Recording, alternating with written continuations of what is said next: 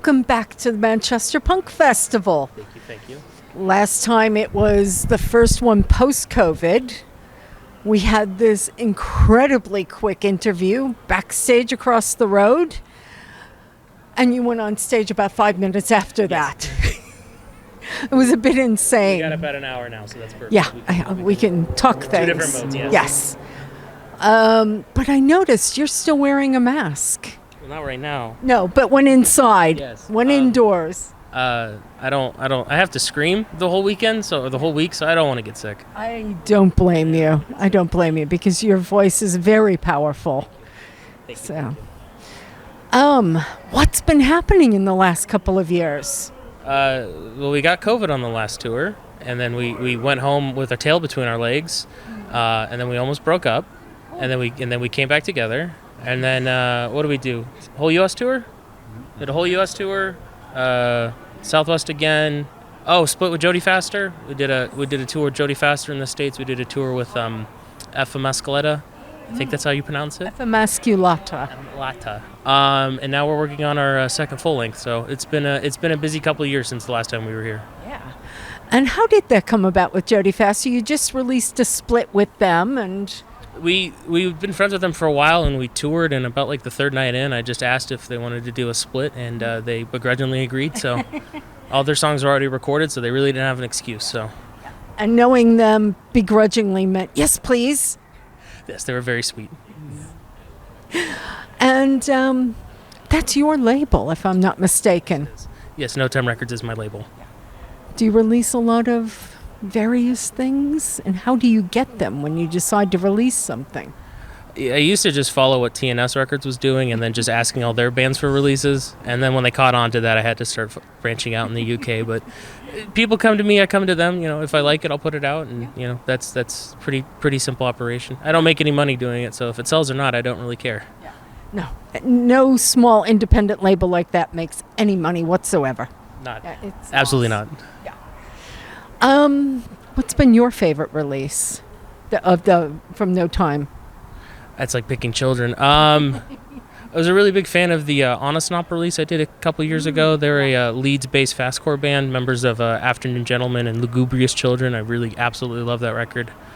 Just put out a new album for our friends from Birmingham called Flesh Creep. I'm going to get it wrong the whole time, but their brand new album, We Want You to Bleed, is a very, very good record. So very happy to put that out as well. Very cool. Do you put out any American bands, or do you stick with Europeans? I put out way too many American bands. I put out way too many European bands because those are the records I'm always stuck with. No one buys them out home. But no, I put really anywhere. Again, if I like it, I'll put it out. If not, move on. But yeah, really, geographically, don't really care where I put out music. That is one thing I've noticed. I have a radio show that's broadcast back in Ohio, and I only play European and other worldwide bands. I don't play any American bands except for a few occasions, and so I get the joy of playing you guys, which is a rarity for me. Yeah, because I can finally play them. Doing great in the Midwest. Perfect. Yes, definitely. And I've noticed that while what I'm doing is appreciated there, they're not as interested because they're not American. Do you find that as well? Oh, that non-American bands don't really do well? Yeah, absolutely. America can be very cliquey depending on what part of the country you're in. Definitely. Whether you're in the West Coast hardcore, East Coast hardcore, the Rust Belt or whatever. Everyone's very cliquey. Yeah. They seem to not really care much about what's outside of their realm.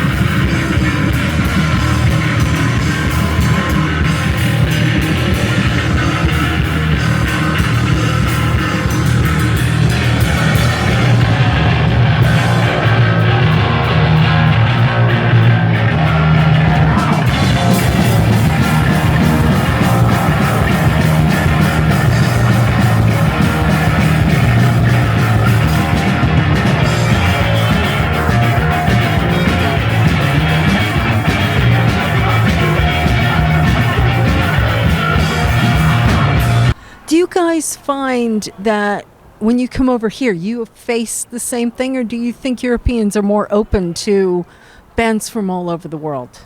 We kind of have the deck loaded in our favor as they put us on one of the best time slots for this festival. So we had no right for it to be anything but amazing. So it was a little hard to tell. No, the last tour we did, I think, very well. I think a couple of the dates sold out after this show. So we seem to be welcomed in warm regard. So we're very thankful for that. And what's next? The latest release, if I'm not mistaken, was the Jodie Faster split. For us, yes. We're doing a split with Johnny's other band called Savende. They're a phenomenal, crusty pop punk, crusty pop punk band from San Diego. So we have a split 7-inch. It's already at home. I think he's seen it. They're real. I think we'll be putting that out in June. So when we get back, that's the next thing we're working on. I've got to ask, crusty pop punk, how does that work?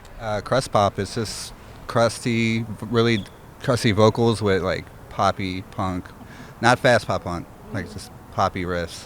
Sounds very happy, but the vocals and lyrics are very sad. I like that. Really nice juxtaposition, if I can learn how to speak. Very interesting.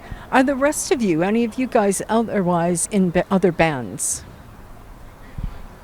I'm in Corrupt Vision. Just Corrupt Vision. What other band are you in for? Oh, I'm in Beanie too. Not anymore. No, we're back. Are you back again? Yeah. Okay. What happened there?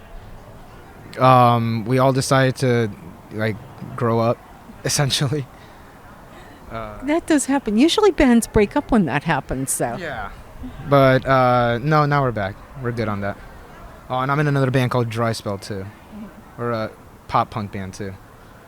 So you kind of have a breadth of styles of music. Which one do you enjoy the most? Oh, damn, that's like picking children. If I had to pick my favorite, it would be filling in for other people when they're on tour. Like, I filled in for Great Legs. That was fantastic.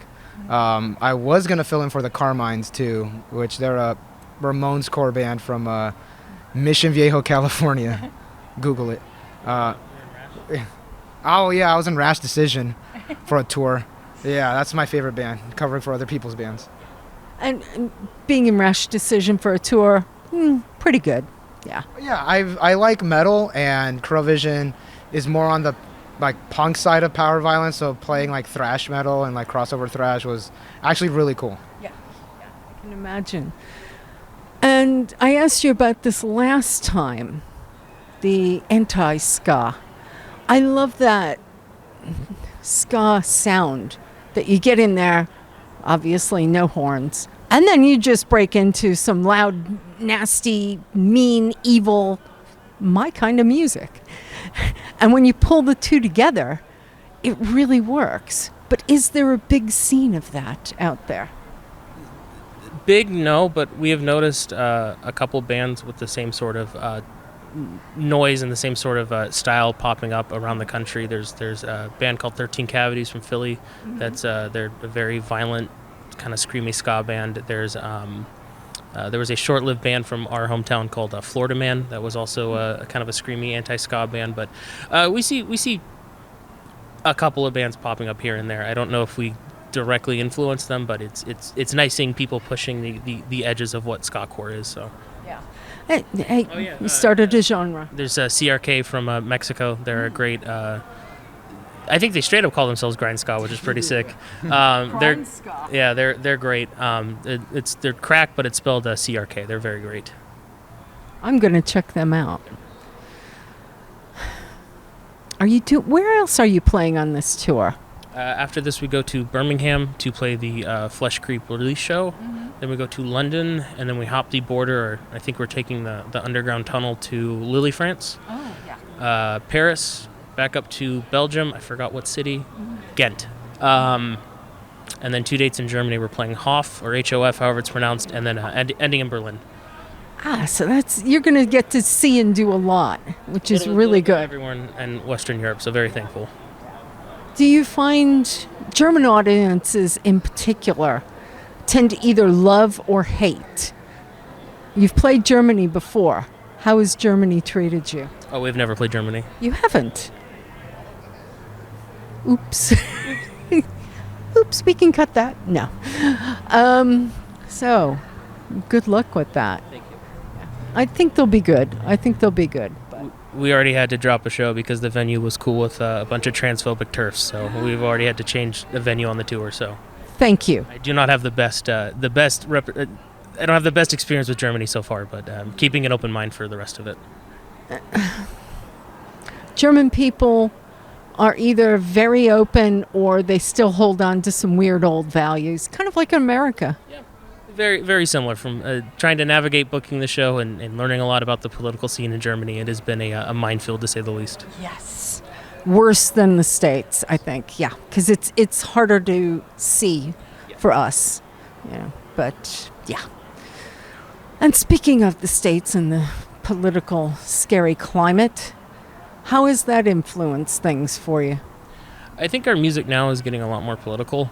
We always had, we had anti-police, fascist songs, but we have a new song called Transphobe Extermination Squad that is it's about the experiences that my bass player, myself, my girlfriend, and a lot of the people that we know and are friends of dealing as, what they deal with as trans people in the United States. So we also have a song now called Send in the Drones, which is our token anti-war song as well. So I think a lot of our music is getting more political, I think, on this new record. So I think in the atmosphere there, you have to almost go political.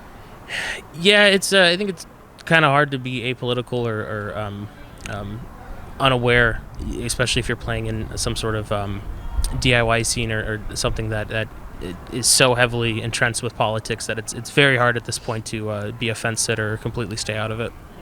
I agree, and watching from a distance, I despair.